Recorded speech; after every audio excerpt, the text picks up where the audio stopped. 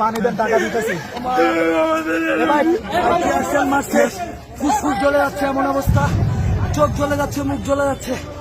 কান্নাকাটি করেন না ভাই, কান্নাকাটি করেন না ভাই। আল্লাহ তুমি রক্ষা করো, এই জালিমদের শাস্তি দিও মালিক, এই জালিমদের বিচার করো মালিক।